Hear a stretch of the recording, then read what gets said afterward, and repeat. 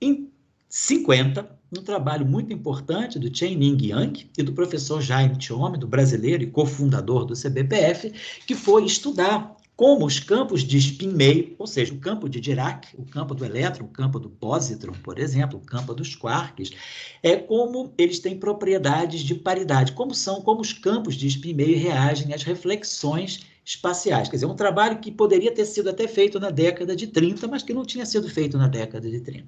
E eles querem estudar isso em conexão com a interação tipo Fermi. O que eles chamam de interação tipo Fermi, na época, seriam as interações nucleares fracas, os decaimentos fracos. Esse trabalho é um trabalho muito precursor, muito importante. Eu me lembro que lá em Trieste, né, o professor Wigner, numa das passagens dele por lá, numa das palestras que ele dos cursos, mini cursos que ele nos deu, na hora de tirar dúvida, conversar com o professor, ele me identificou como sendo brasileiro e logo falou do professor Thiômino, né? Falar, o Thiômino, eu falei, não, eu fui aluno do professor Thiômino no curso de mecânica quântica na PUC, eu fiz as minhas mecânicas quânticas com ele, e o professor Wigner me falou, o Thiômino tem esse trabalho importantíssimo de 50, francamente falando, na época, né, eu não conhecia. Mas aí o professor Wigner me deu a referência desse trabalho, eu fui na biblioteca lá da CISA, né, do ICTP, e procurei, e é um trabalho realmente histórico. Esse trabalho foi publicado junto com esse trabalho desse russo aqui, Jarkov, em 1950. Ambos estudavam como os campos espinoriais se transformam sob a operação de paridade. E com isso foi importante para se descrever um novo número quântico, que é a paridade intrínseca das partículas elementares. É por isso que o professor Wigner se referiu a esse trabalho, porque em 52, junto com o Weitmann e com o Vick, né, da Universidade de Roma, o professor Wigner se baseia nesse trabalho aqui do Yang, do Thiômino, do Jarkov, para poder discutir essa questão que existe um novo número quântico associado às partículas elementares, que é a paridade intrínseca. Como o campo que se refere àquela partícula se transforma sob reflexões espaciais. Então, isso é um novo número quântico, que toda partícula elementar tem que ter uma paridade bem definida. Então, isso é importante. Então, o fóton é uma partícula vetorial, o neutrino é uma partícula, no modelo padrão, é uma partícula quiral. Então, é importante que cada campo tenha uma propriedade de paridade bem definida e a partícula associada a esse campo tem uma paridade bem definida. Por exemplo, os mesons π são pseudo-escalares, portanto, eles, apesar de serem escalares, eles têm paridade negativa, paridade -1. Então, esse trabalho é um trabalho muito importante porque ele traz uma regra de superseleção. O que é uma regra de superseleção?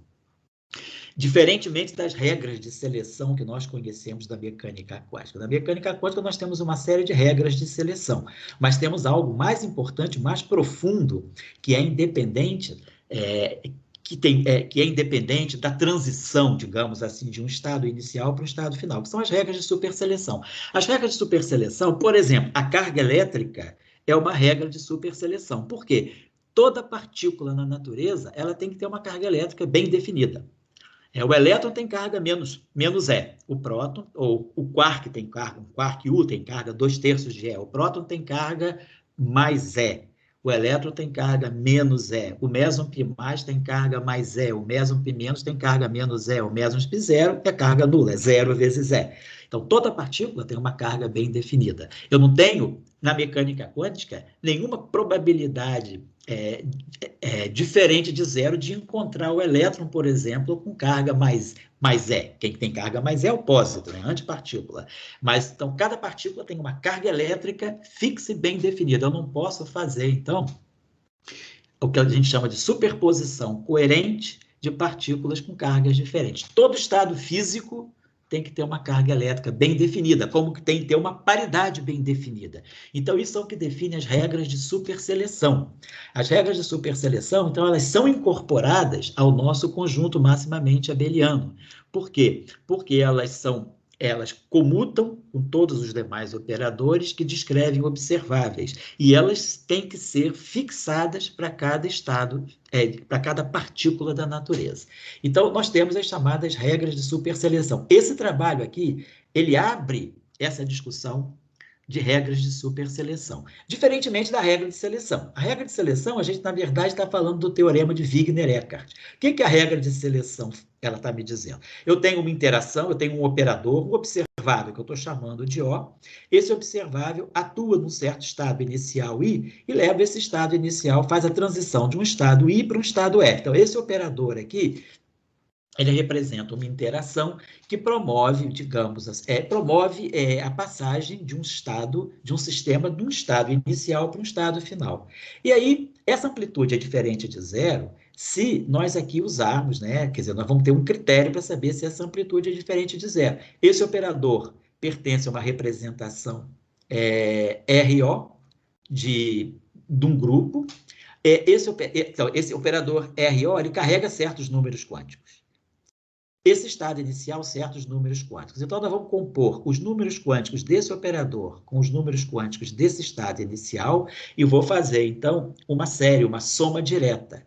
E esse estado aqui, essa amplitude vai ser diferente de zero se esse estado pertencer a uma das representações que faz parte da soma direta de representações advindas desse produto tensorial, o produto tensorial da representação em que se encontra O. Quer dizer, esse O é um operador que tem certos números quânticos. Então, ele é representação, se ele tem certos números quânticos, ele é representação, e está em algumas representações de grupos de simetria. Esse estado também. Então, nós estamos compondo representações para poder saber se esse estado aqui está numa representação que está contida no produto tensorial dessas representações. Isso define para nós regras de seleção, como, por exemplo, nas transições atômicas, nós temos as regras de seleção associadas ao operador de dipolo elétrico, né? Então, da regra de seleção que modifica o momento angular de uma unidade,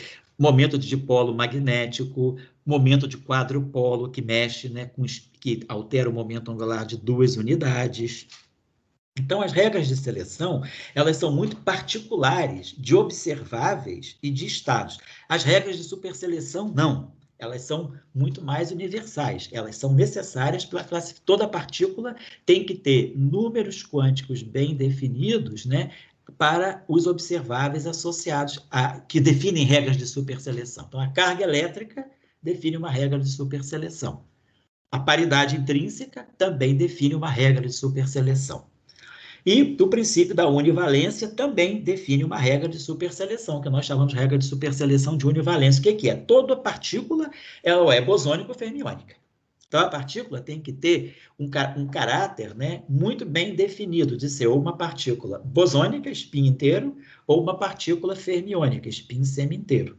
Então, eu não posso encontrar o elétron, um elétron único, né, no estado de spin 1. O estado do elétron está definido, é spin meio, acabou. Ele pode ter projeção mais meio, menos meio, mas ele é o estado de spin meio. Então, nós temos também uma regra de superseleção de univalência que vai me dizer se a partícula é bóson ou férmio. Então, se ela for bóson, ela vai ficar sempre bóson. Pode acontecer o que acontecer, ela vai ficar sempre bóson. E se ela for férmio, também. A pergunta aí, na supersimetria, né, quando eu misturo bósons com férmions, mas aí é diferente. A regra de superseleção, ela está me dizendo que para todo observável, tem que ser um observável.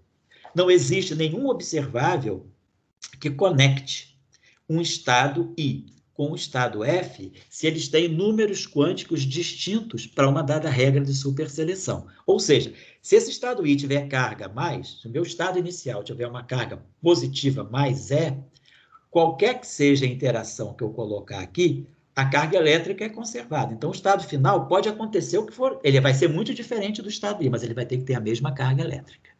Então, a carga elétrica, ela define uma regra de superseleção, porque para todo e qualquer observável que nós conhecemos, ele nunca vai conectar um estado de uma carga a um estado de outra carga. É isso que define uma regra de superseleção. Não existe nenhum observável que conecte dois estados com números quânticos distintos associados àquela regra de superseleção.